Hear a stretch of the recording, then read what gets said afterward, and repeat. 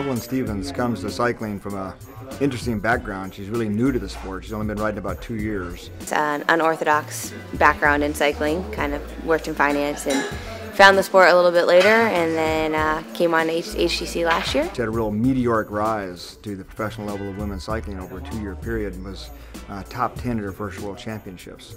She was a very small stature person, but in spite of that, she had a wide pelvic measurement. Ischial tuberosities, her sit bones, are farther apart than you might expect by looking at her.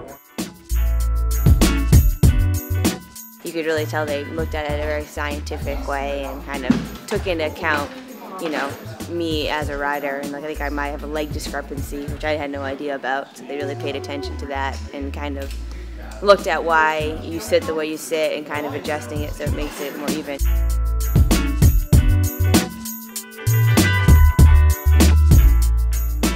So the biggest changes made on the bike from her pre-fit assessment were saddle choice, which was a wide 155 sit bone width with a wider stance width on the bicycle. Made significant changes in how she squared up on the bike and her delivery of power.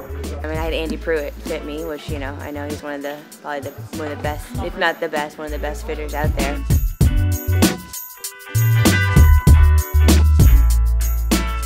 Her major complaint, especially as a relatively new cyclist, was saddle discomfort. You know, if you think about things that keep women off bicycles, there's two. One is saddle discomfort and the other is handlebar placement.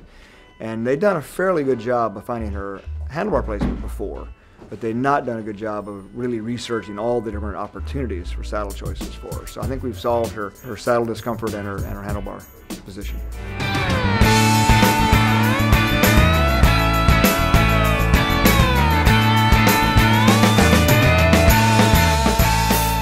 I mean, after this process, my road bike feels great.